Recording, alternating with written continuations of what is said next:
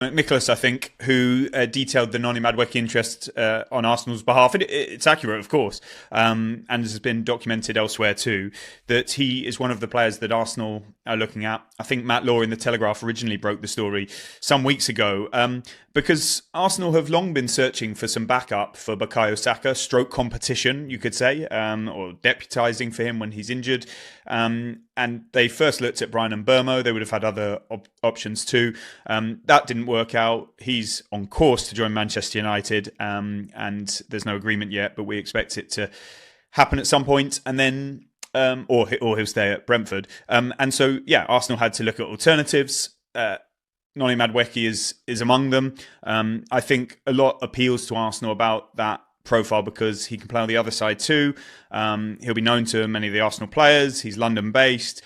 Chelsea, as we've discussed already, are always open to conversations about trading. They're not averse to them. You see some people just putting the not for sale sign up and blocking any type of communication, and that's not the case with Chelsea on pretty much any of their players, you could say, and therefore it's one that Arsenal are clearly doing some work on. Conversations more on the player side. I don't know of anything club to club at this point. That can change very quickly, but that's accurate at the time of reporting, and we don't know of any sort of agreements at this point. Noni Madueke will have a say in it as well. If Arsenal do really come forward and say we want to make this happen, does he want to make it happen? Does Chelsea want to make it happen?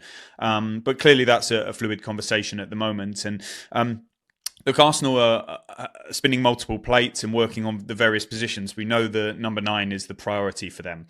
And then they've always wanted to strengthen on the left wing.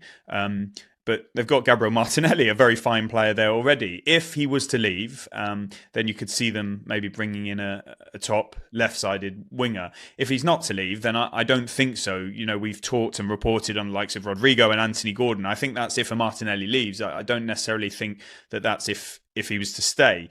Whereas you could look at somebody like Noni Madueke, who could come in and be that backup to Saka on the right. He could be an option on the left, potentially, even if Gabriel Martinelli stayed. And then you've got they're looking at things inside, the likes of Eze has been well reported, and Morgan Rogers, and there are loads of names. James listed them in the deal sheet this week, so I'm not putting any order on them, but we do know that Eze is high among them for that sort of 8-10 role, which is separate to the striker, the left, the right. So look, multiple possibilities here, and we've got to see. You know, we've talked about Chelsea and what they might do if and when players leave, and that's why we're talking about Madueke. What might Arsenal do if players leave? But what if they stay? You know, it might look a different picture, and we're not talking about so many movements. But yeah, back to your original point on Madueke. You know, Chelsea, if he is to go, will be looking for a sizable return. I don't know the exact fee. Some people have reported in excess of £45 million. I'd previously seen it was higher, but you know, not an insignificant sum, and certainly higher than they paid for him, you would imagine. So there's no guarantee, but definitely Madueke is an active conversation. Well, Stan still in the talks for Sesko?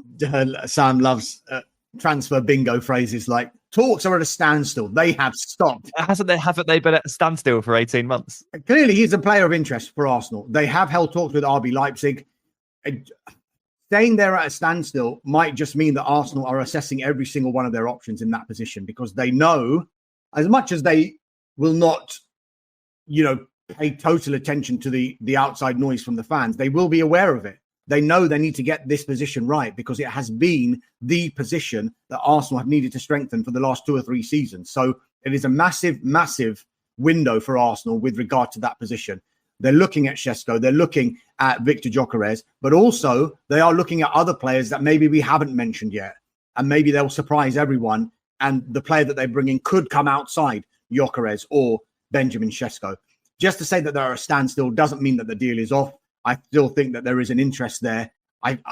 Clearly, Arsenal will have looked at all of these players, and the initial talks they would have had would have been the conditions of a deal. And then they will gather all of their information and then decide which one they're going to pursue. But I don't think it's completely dead in the water, that one, not yet. Sam, not dead in the water, but Sesko, can you picture him in an Arsenal shirt? Does he seem the most likely? I can picture it, yeah. I think it's the riskier of the two often mentioned names, him and Gyökeres. But you know, if you're Arsenal, there's no way you're enjoying the noises coming out of Sporting right now on Gyökeres. Like the president has gone on record very recently to say there is absolutely no way that he will be leaving for 60 million euros plus 10. It was thought coming into the summer that there might be a bit of a gentleman's agreement, might be a 60 million euro as a price tag. That appears to have gone out the window. Player doesn't look like he's very happy about that, but nothing he can do about it. So that Gyökeres situation is getting messier than I think we anticipated, and it's getting more expensive than anyone really hoped it would be, which really brings Šeško back into the limelight here as an option. I still think it's the second best option of the two, but it might be the only one that's genuinely affordable quite soon. Although I will just say the two words that I always say, chaps: Victor Osimhen. One that's getting the Arsenal fans excited, Tottenham fans and other fans as well, is the possibility of Eberechi Eze. He linked with Spurs last week, and our guest Dan Kilpatrick suggested that he is a Spurs type of player. But, I mean, Arsenal thought to be interested as well. Darmesh mentioned him before, Sam. Do you see Eze as a good fit for Arsenal? Yes, for sure. I think a player of Eze's skill set, versatility and just general class and position is basically the dream fit for Arsenal this summer. And if he was a little bit younger, maybe 2 or 3 years, I think he'd be the ideal target. Not to say 27 is old, but as you can see from the Chelsea model, clubs do prefer to shop in that 22, 23 range. And that's where they like to spend the big money. That's why we're probably going to reach a bit of an impasse quite quickly here, where Eze costs 60 plus million. He's 27 years of age, and everyone just stares at each other for 2 months until someone makes a decision.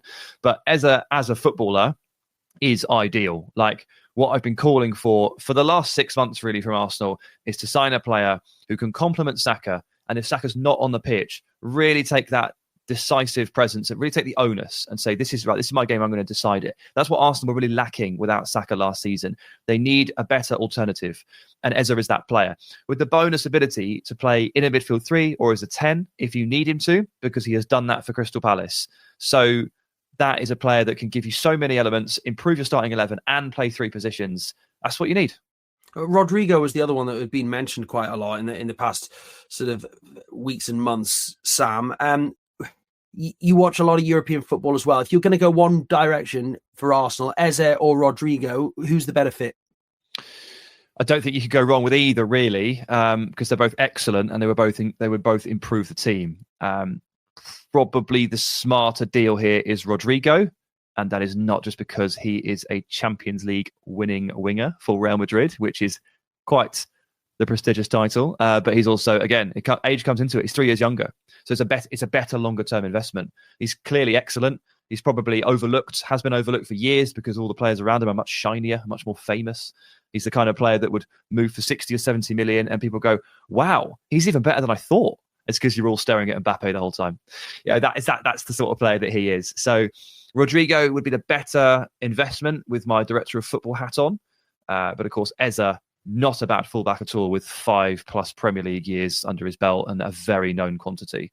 Just picking up on that, I wonder what Sam thinks about this, because Xabi Alonso's come in, and when all of this talk about Rodrygo potentially going to Arsenal came about, the feeling was that Xabi Alonso says, no, I want to see Rodrygo, I want to see all my squad and see how they perform.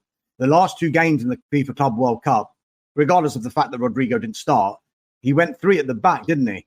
And I just wonder whether that would effectively rule Rodrygo out of getting regular first-team football if he was to stick to that formation next season, because you've got Trent Alexander-Arnold and Fran Garcia playing as their wing-backs in those last 2 games.